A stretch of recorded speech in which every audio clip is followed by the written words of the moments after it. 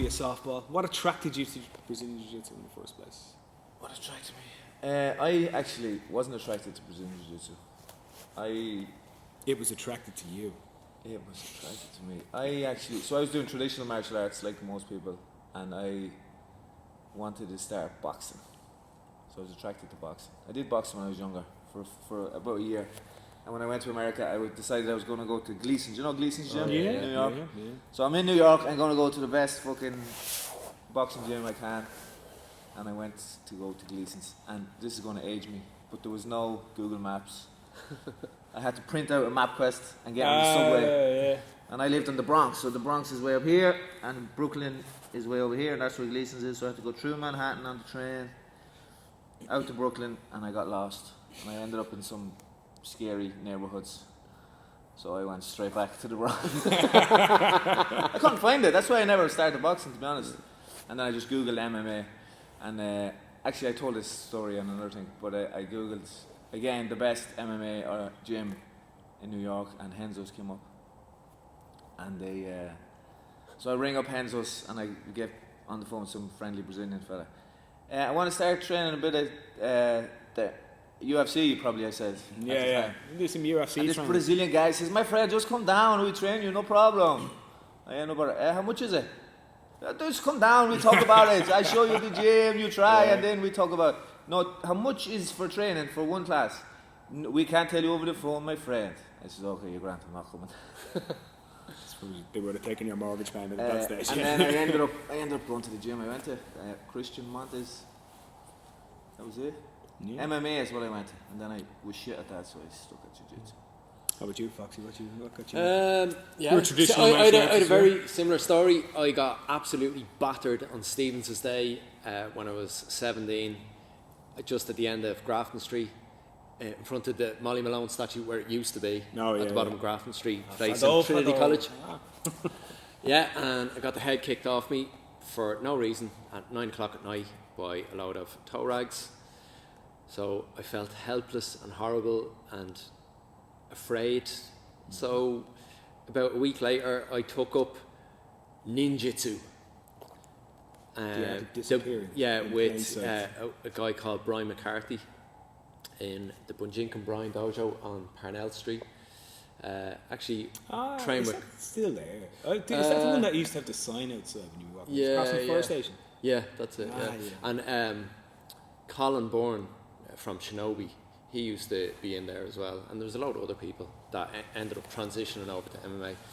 But so that was back in 1996, it would have been January or February 1997, and I started doing that, and I did that for about 10 years. I really trained a lot with a guy called Martin McCann. But I taught myself shit hot. We used to train on the dance floor of Re-Raw because Martin ran the doors for Re-Raw. So on Wednesday night and on a Saturday morning, we used to train in Re-Raw for about 4 or 5 years. And that was great training. A guy called Troy McPartlin, who you know as well. I know Troy, yeah. So Troy was one of the guys training there. But did that for about 10 years. And I thought it was pretty handy, and I had my front tooth knocked out in sparring because we never wore gum shields.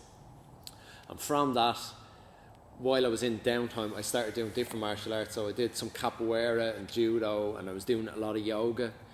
And I wandered into, when my tooth got fixed, I ended up going into trying to find MMA, do a bit of grappling. So I found SBG. I was trying to find Andy's gym actually because it was in Finglas. Yeah. But it was closed down while they were looking for new premises. So while that was closed down, it was after, what was it called? Euphoria. I don't know what it was. Yeah, Euphoria gym I think closed, and then So this was in 2000 it was November 2005, and I found John Kavanagh's gym in Harold's Cross. So I started training there.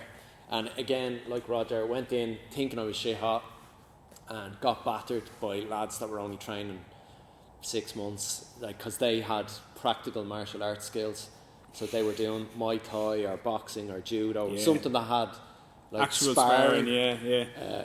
So I got battered, and then from that I gave up the other stuff and just started doing. I think that's like the reaction. MMA. I always say the reaction when people come in who are experienced. You know, you've two reactions after you get your first triangle off a skinny kid. It's like stupid game. You walk out, and you never come back, or you go, well, if he can do it. Yeah, I can do it. Yeah, I better do it. And the reason then after I went to Brazil in 2008, that was when I came back and said, right, I'm not doing MMA anymore. So I haven't put any gloves since then. So it's just been Jiu-Jitsu and grappling. And it was because looking at the old lads out in Brazil, they were like in their 70s and still train, meeting up every morning, and there was still the banter, and they're still able to train. Like us. Yeah. So I just like the atmosphere around it. It was a bit more collaborative and a bit more friendly and I got bit of banter. I got into martial arts for a girl. Taekwondo. Yeah. I came out. I left college like around probably around the same age, probably about 19 or 20 or something like that.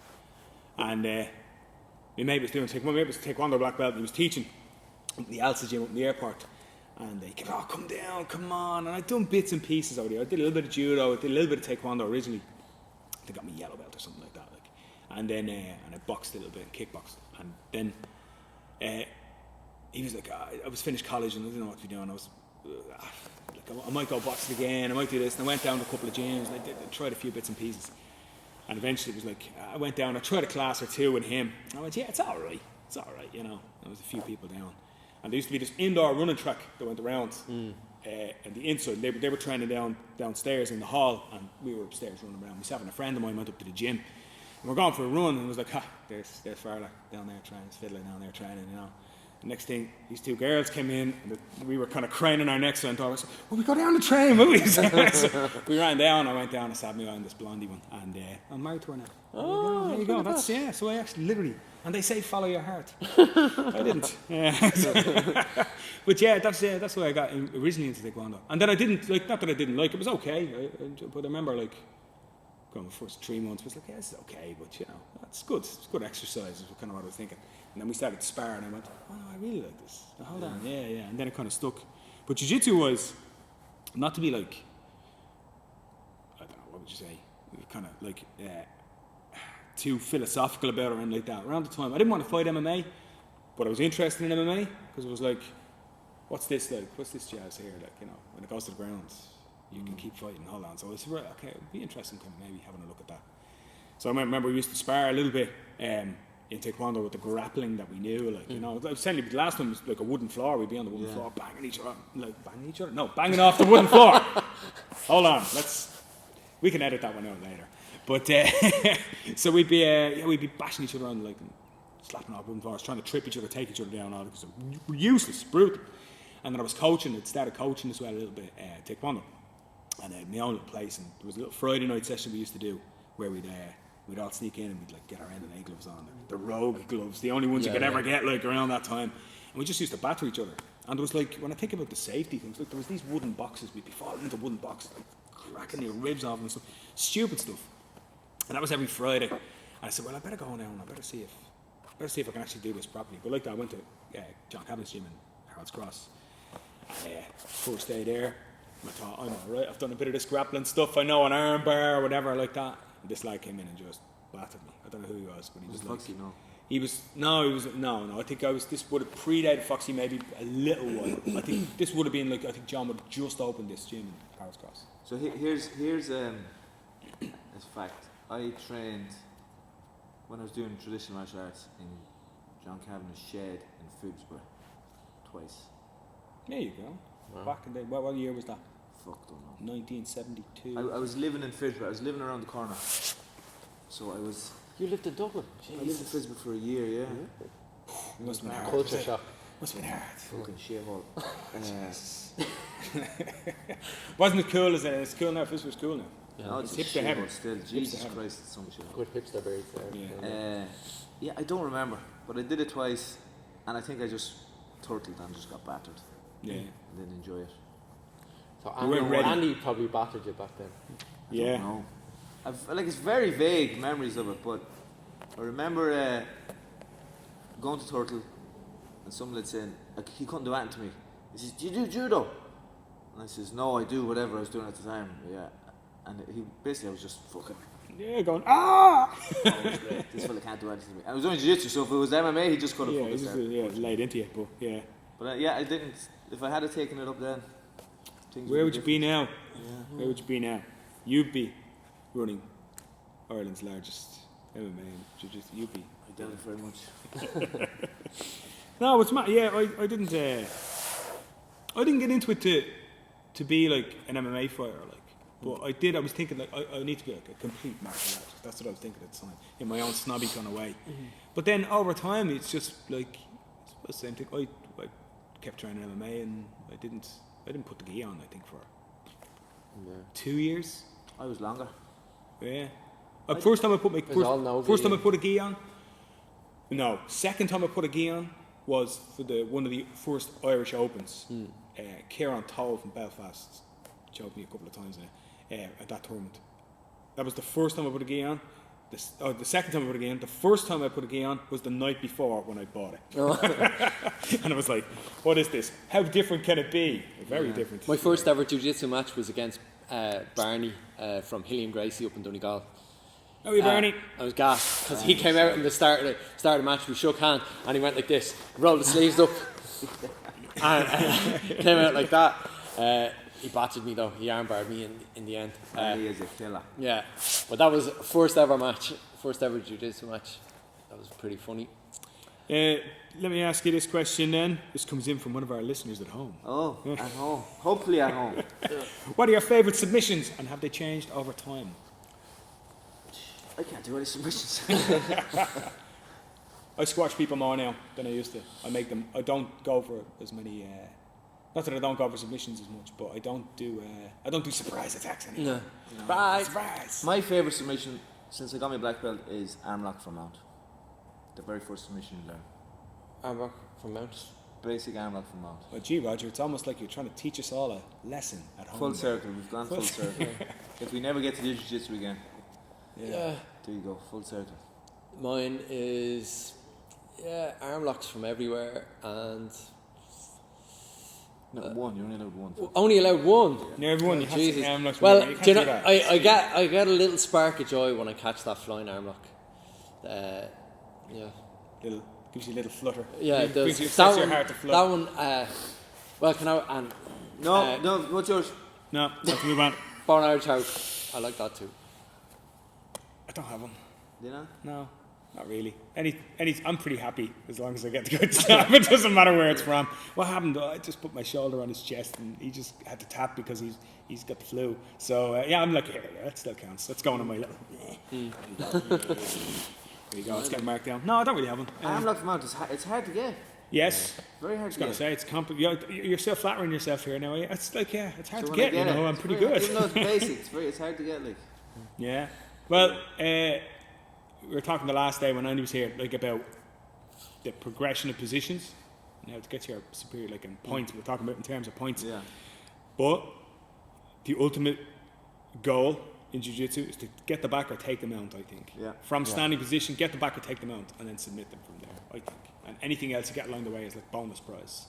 It's like you caught a footlock, bonus prize, and all that kind of stuff. I like the mount. People don't like the mount. I don't like mount. I love the mount. I like the mount. Maybe the Ezekiel is my favourite submission. All right, okay, that's good. The last 2 years. Dirty submission. Dirty submission. And I don't use my hand, I use my foot. And that's how double dirt. Get in there. It's like that. I like that. All right, next question. We had a question about junior Brazilian Jiu-Jitsu and junior Brazilian Jiu-Jitsu gi and no-gi events. Junior no-gi events. What do you think of kid? Well, I think the actual question is, do you think there will be I'm going to check it again now, sorry. Well, this is for you then, Barry. It's not for me. Maestro. No, for me or from me. It's not for for you. Me, definitely. Do you think there could be junior gi and no gi events held nationally to match the BJJ elite events? I think we talk about the elite events that go on in the UK. Do IBJJF do no-gi kids events? Yeah. Do they? Yeah, there's no gi kids in the States, which is not. We don't do any kids no-gi classes. No, we don't either. Used to. We do don't. teens, we don't do kids. We used to, but we don't. I just think there's enough in the gi to keep them satisfied, you know, that kind of way. Enough technical kind of stuff, and I think you can almost learn more at that age, especially. It's always time for no-gi as well. Yeah. A lot of kids don't like nogi.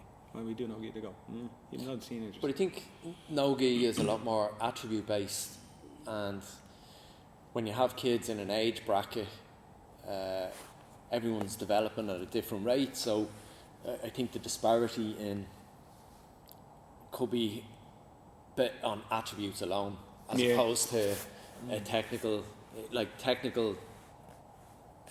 jiu-jitsu match with a gi. It's a lot more levels the field, I think. Yeah, a lot more. we were talking about this actually the last day. It's a great leveler. Yeah. Like jiu-jitsu generally is a great leveler. Yeah. Like, you know. But I don't know. I think I'll have a little rant though. You want a little rant? Go for it. You sure? Yeah, we've got It'll 3 take minutes. a while. Oh, we've got 3 minutes for 3 minute rant. No, I don't. I run a lot of events. I run a lot of kids events, and there are times when I actually look into the crowd, to turn around and look at the barriers, not the kids, because the kids fantastic, and I look at the barriers and I think this is some of the worst behaviour I've ever seen at sporting events, never mind anything else. And that's to be honest with you. And I look at people, veins popping out of their head and screaming out, what match are they looking at? Oh, it's 2 6-year-olds. Yeah. There's 2 6-year-old little girls. Yeah, I was. So the very first competition I went to was the one you had in the hotel last year, the year before. Yeah, that tournament, that event ran really well. Yeah. Went like that. We had more kids crying and refusing to go on that event, on the mat at that event, than any other before. It was my or first since. kids tournament, and what happens is this, right? Because I was coaching there as well. My first time coaching kids. Yeah, you're doing a great job, and then because everybody else is shouting and roaring, you have to, go, and then you find yourself shouting like everybody else because before you know it, you got a sore throat. it and was you a were, fucking disaster. So after that, we did a silent tournament up in my place. So I said, after that, I said, look, you know what? No, I'm not really, and we're not really a kids. After that, Competition. Yeah. lots of parents came to me and said, you know what, I'm not bringing them anymore. Yeah. I had decided, you know what, I'm not going to do it. So for every kid who got on great and Holt gets their hand up, there's another kid not going. Yeah. Do you know what I But mean? so I Or think another parents as well looking in and going. But and then you did the silent one. I brought the kids and it was great. Yeah. So now we're back, kind of. We're still not we're not the most competitive team, but for kids. Yeah, maybe this is controversial, but I think for kids jiu-jitsu, I think probably up until about the age of 12, I think competitions should be way down the list for them. I would agree. Yeah. Just because, like, I think, as you said, like, if the pressure comes too early, they could fall off a lot quicker. Whereas if you're just progressing for the love and the kind of learning of it, Yeah,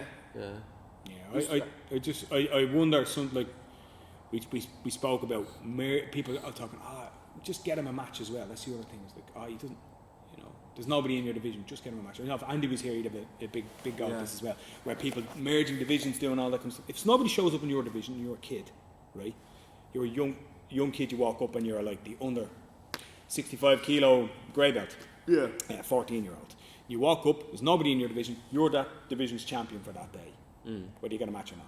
No, okay, right. He's got no match, so I'm the competition organizer. I'm going to merge him with the yellow belts or the orange belts or the white belts. So for every kid who gets merged into a division and goes, yes, I got a match, there's another kid who goes, well, I might get merged, so I'm not competing. yeah. So there has to be like divisions for everybody. There has to be like what you'd say integrity in a tournament as well. And there has to be a behavioural standard as well about martial arts too. Because you'd be, I don't know, taekwondo competitions are mad as well, some of them. But the more traditional the martial art, the more almost quiet and the better the atmosphere I've always found. If you go to judo competition, nobody's screaming around, nobody's shouting around and doing anything. Just on your point, like, it's one side of it, and it could be right. But I think another side is that what I was going to try to do with my own kids was make it like football. Yeah. So it's not a big deal. Yeah. We're going every weekend or every month. We go and we compete. Yeah. You're going to lose. You're going to win. You're going to. It's experience. Don't make a Exactly, big deal out of it. And that's why it should be. I mean, it's not the European Championship. Yeah. And even at that, someone said, why should there be a world champion 9-year-old? Somebody said to me one day, and I went, very good point. Like, even that, I mean, we had the Kids Europeans here in November, you know, right there. And they were brilliant. It actually was great to watch the standard of kid who came over from Brazil. Yes. It's like, oh man. They beat one of our young Alex got beat up by. He did get beat up, but he lost a match to a Brazilian superstar. Like, and Alex is. You know Alex. Judo Alex. Yeah, he's very good. Yeah, really good. Unbelievable.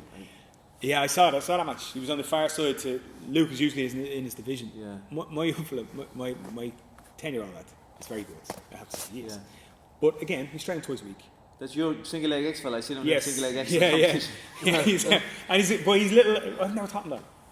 He watched the video or something like that and fancy doing it by himself. Like, he's just one of those. He's a kid. He enjoys himself. And if you watch our trainers, loads of games, there's tons of games. Even at his age, he was 10.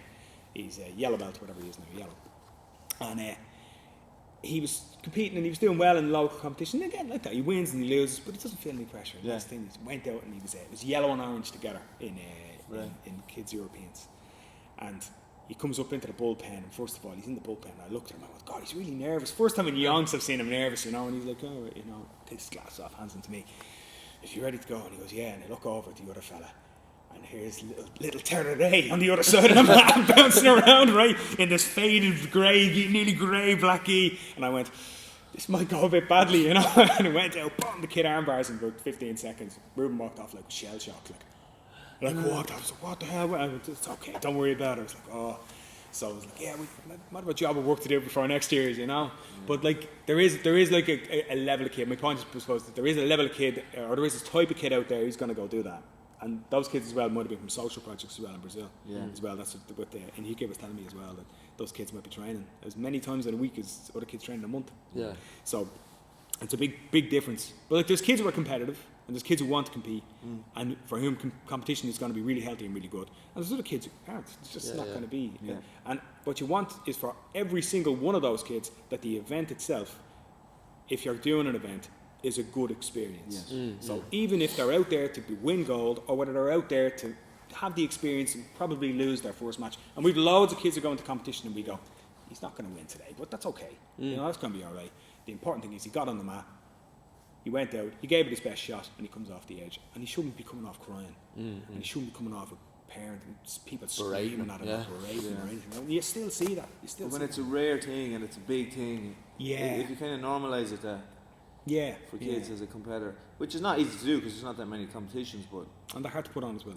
Especially with kids events are hard to put on. They're difficult. So it's tough. There's a lot of challenges. And the insurance and all that kind of stuff. Now, hey, I don't want to get into my business woes. Stuff is going up. Let's finish up on that.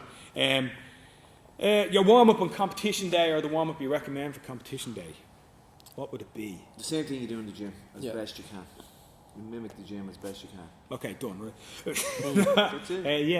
I always tell the guys, train your warm up, so know what you're going to do. So you can't obviously do shrimps and forward rolls and stuff like that. Well, you can. You can do it in place. Yeah, but like forward rolls and stuff like that with no mats. Do you know what I mean? A lot of places. But you know what I mean? Like you can do. You can't do forward roll. But you can replicate to the best of your ability. Yeah, you can do bridging. You can do technical stands. You can do all that kind of thing. I say, guys, follow the same pathway though that you're going to do. And now I tell boys, I do this the odd time. If somebody's having trouble warming up, I say, now set a timer. Be on your own. Do it on your own. Don't do it in the class, because you'll obviously do it in the class. Set a timer. Start, right, and go through your warm up, a structured warm up that you've written down. And then once you feel warm and you feel like you could do a match, you feel like you could do a round, stop the timer, look at it. It'll probably be about 20 minutes, maybe a little less, maybe a little more. And if you feel 100% confident that you would do a match at that stage, not just do, okay, I'm ready to do technique. That's your warm-up now for the competition, and that's how long it takes you. So start 20 minutes before your match. Don't start. That's good. Don't that's good idea. Don't do this. Yeah. Okay, let's go. And I think psychologically, my favourite thing to do before a match is grip breaks. So just find somebody, preferably somebody out of your gym, and just practice making grips, breaking grips, and just because that's how your match is going to start.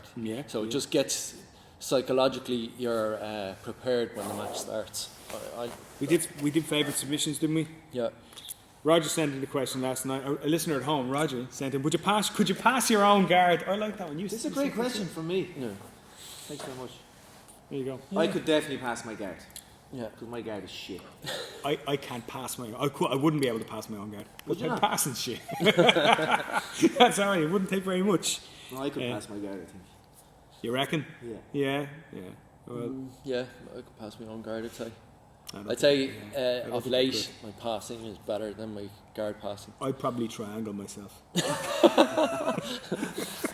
It's a good question, you see. Yeah, it is a good question. It is a good question. Okay. Best guard for if you're a white belt. Half guard. No, upside down spider de la Hiva. Yeah, definitely. Spider X, I think that's 100%. Yeah. Stab or close guard? No, No, No. I don't think so. no. I think it stifles everything. Because it's very easy just to go into close guard and hold you there. I think, yeah, given a trend, I know what you're saying there, but I think given the, if you think about, especially if you're like a new, brand new day one white belt, I think you need to learn close guard first day.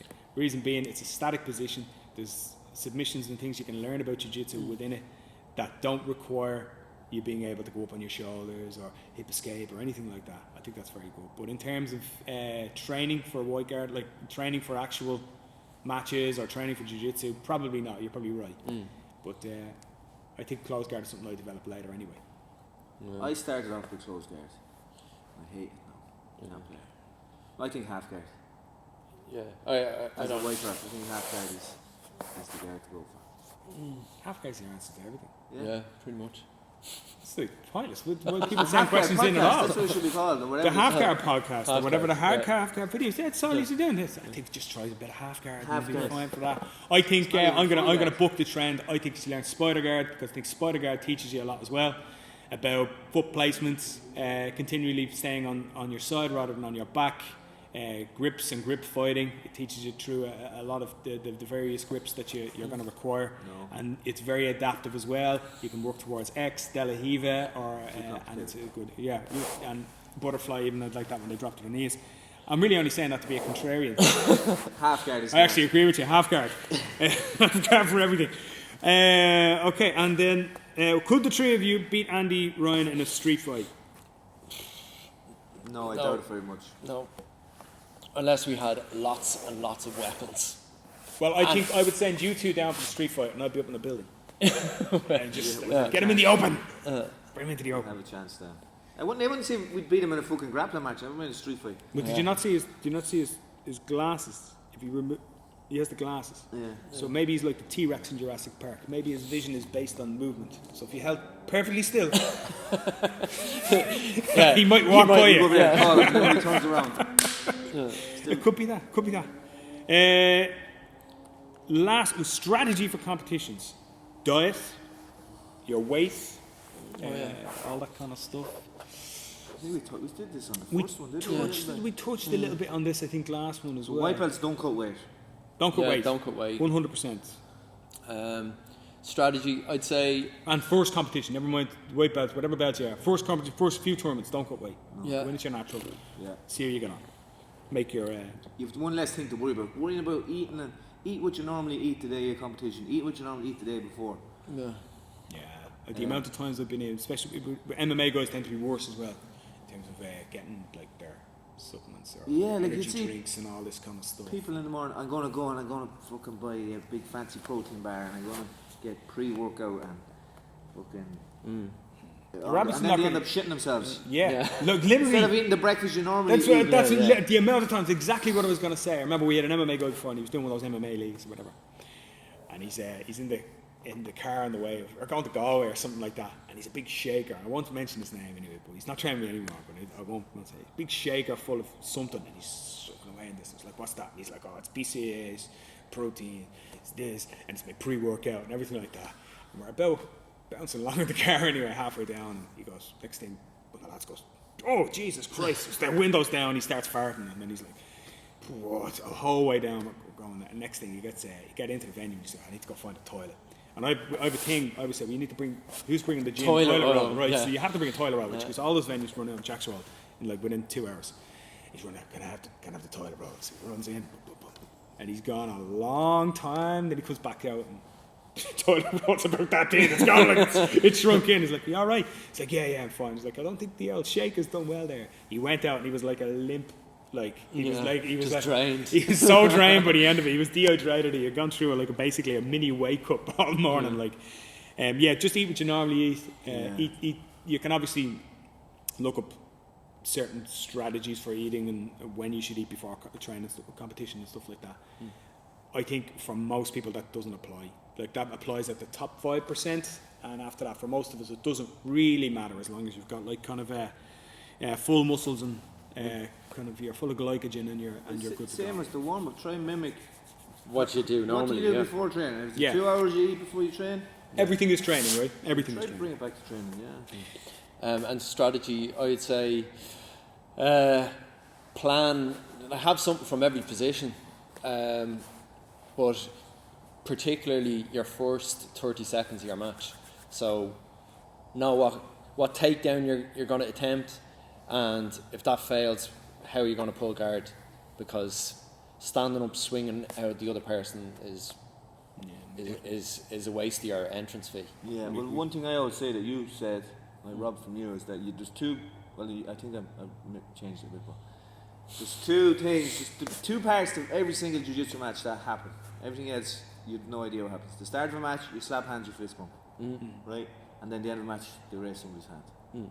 So the only thing you have control of is after that, boom, boom. It's what you do there. Everything else, you don't know what the fuck's going to happen. Yeah. And I think like having some, if you focus the entirety of your strategy around some inverted half De La Riva guard, but you've no way of getting from standing after you slap hands and fist bump to get there.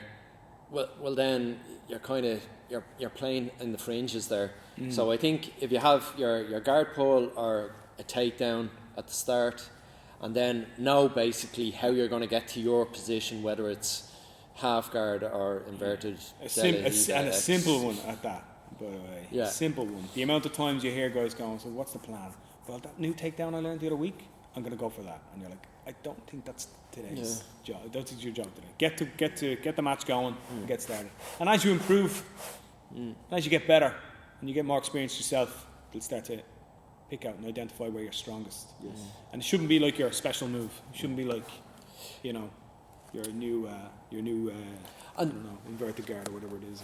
One more thing for strategy for competition as well is I see people come out and go, oh yeah, I'm gonna spend the first minute or so easing into the match. Feeling in it. That's not my strategy at all. My strategy is to get out there and within the first exchange to be up on points, because then the other person is chasing, so he has to open up a little bit. And then you'll find a lot more opportunities for the pass or for the sweep. But I try and get up on the scorecard as quick as possible, and then just rely on him having to open up to chase to keep winning the match. I'm the opposite. I always go down about 3-4 points, and I escape from a submission. Then I can start. Then now the match is on. That's what I always do. They come from behind. Come from behind victory. It's better. It's better. Oh, It tells a better story as well, isn't it? Like escape to victory. Terrible. Yeah. The last one then is, and it's particularly kind of pertinent now, I suppose. The best online resource for training. So, sorry, beg your pardon. Large coffee burp there. Best online resource for training. I think we're all looking. There's loads of people giving stuff away for free now at the moment as well with the COVID-19 crisis and all that kind of stuff.